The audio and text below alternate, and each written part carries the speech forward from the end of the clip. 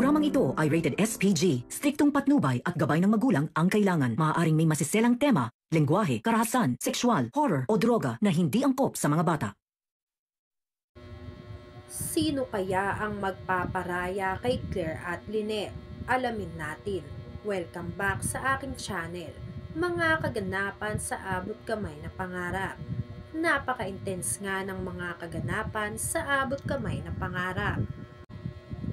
Dahil kay Morgana, nalaman ni Claire na si Lynette ang naglaban ng coat nitong si Robert. Siniraan ni Morgana si Lynette kay Claire. Kaya nakapag-isip-isip si Claire kung totoo kaya lahat ng sinasabi sa kanya ni Morgana o sadyang sinisiraan lang ni Morgana si Lynette kay Claire. Pumunta si Claire sa opisina ni Robert. Sumakto at nag-aayos ng pagkain si Lynette at si Diwa na para sana dito kay Robert. Narinig ni Claire lahat ng sinabi ni Diwa na kilalang kilala talaga ni Lynette si Robert. Ultimo pagkain na gusto ni Robert ay alam daw ni Lynette. Kaya sinabi ni Lynette na wag lagyan ng mali siya ni Claire lahat ng ginagawa niya para kay Robert. Sinabi ni Claire kay Lynette, pati ang paglaba mo ng coat ni Robert, tapos ayaw mong ipasabi na ikaw ang naglaba? Sumagot naman si Lynette na ako kasi ang may kasalanan kung bakit namantsahan yun. Kaya naisip ko na ako na lang ang maglaba. Pero sinabi ni Claire, aminin mo na kasi sa sarili mo, may gusto ka pa kay RJ. Ayaw mo lang aminin sa sarili mo. Huwag ka nang magsinungaling, Lynette. Yang ganyang galawan mo, alam ko na yan. Basang-basa ko na yan. Alam kong mahal mo pa si RJ. Sinabi ni Lynette kay Claire, huwag mo bigyan ng kahulugan yung ginagawa ko. Wala na yun lahat sa akin. Paalis na sana si Lynette.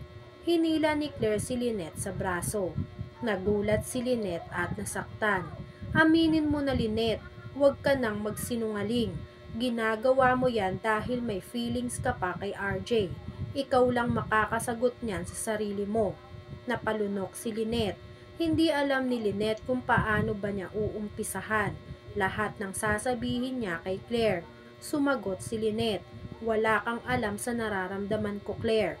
Hindi mo alam kung ano ang nararamdaman ko.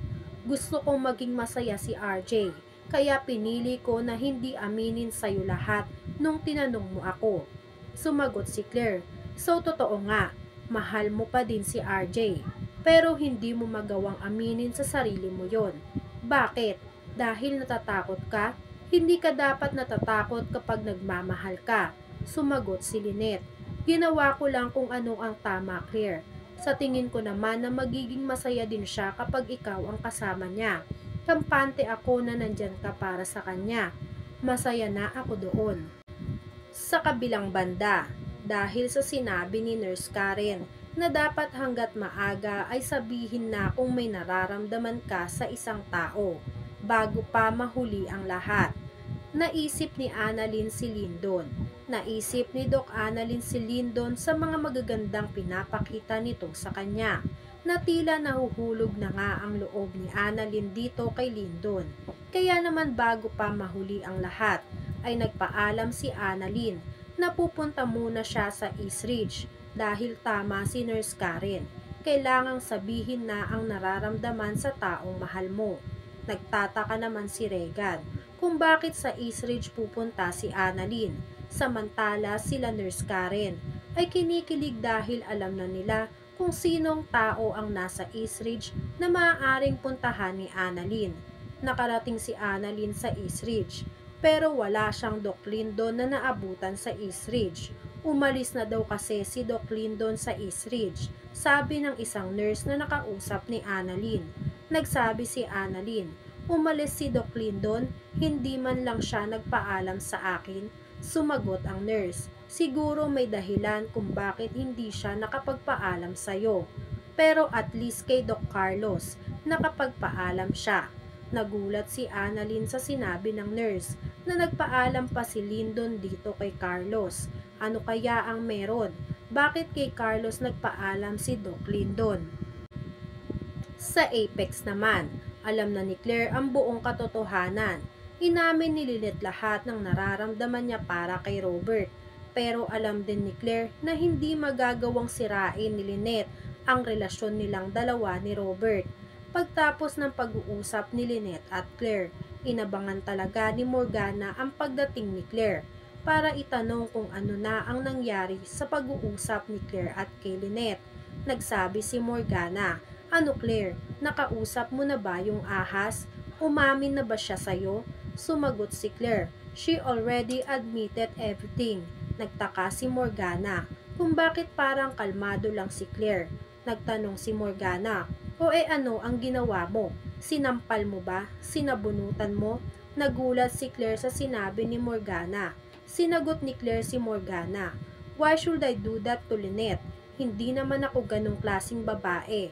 Ang mahalaga sa akin ay inamin na ni Lynette sa akin lahat at wala na siyang tinatago. In fact, pinipilit na nga niyang umiwas kay RJ para hindi na niya kami magulo at masira. Hindi katulad ng sinasabi mo na aagawin lang sa akin ni Lynette si RJ. Nararamdaman ko naman na hindi ganong klaseng tao si Lynette. Kaya pwede ba Morgana, huwag mo kong igaya sa'yo, pati na din sa kapatid mong si Moira. Dahil hindi ako bababa sa level na katulad nyo. Ako naman ang pinili ni Robert, kaya hindi ako natatakot kay Lynette. Lalo pa at alam ni Lynette kung ano ang lugar niya. Ikaw, alam mo ba ang lugar mo? Mas affected ka pa kasi kesa sa akin eh." Hindi nakasagot si Morgana sa sinabi nitong si Claire. Samantala, pauwi na sila Lynette, Josa, Chang Susan at Annalyn. Huminto sila sa labas ng Apex. Tinanong ni Chang Susan si Lynette kung okay lang ba daw si Lynette. Sumagot si Lynette, "Okay lang po ako Chang. Wala naman po akong naiwan sa loob." Agad kumontra si Chang Susan sa sinabi ni Lynette. Hindi yun ang ibig kong sabihin."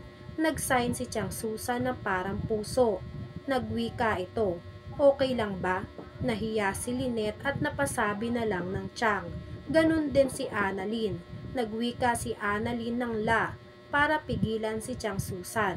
Sa kabilang banda, busy nga si RJ, Doc Ray at Doc Enriquez sa pag-aasikaso para sa charity event na gagawin nila bukas.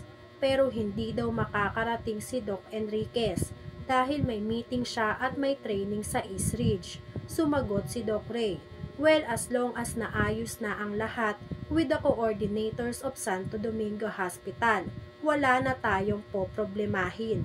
At least malilipat na din ang atensyon ko doon sa mga resident doctors na darating galing Seoul Medical." Nagtanong si Robert, "Anong oras na darating ang mga residents?" Sumagot si Doc Ray na anytime ay darating na ang mga ito. Sino kaya ang bagong karakter na papasok sa abot kamay na pangarap? Ito na kaya ang bagong magpapatibok ng puso ni Lynette o nitong si Annalyn? Yan nga ang mga kaganapan at mga dapat nating abangan dito sa abot kamay na pangarap. Kung gusto nyo pa ng mga ganitong klaseng video, ay mag-subscribe at i-like itong video na to. Maraming salamat po. I got you!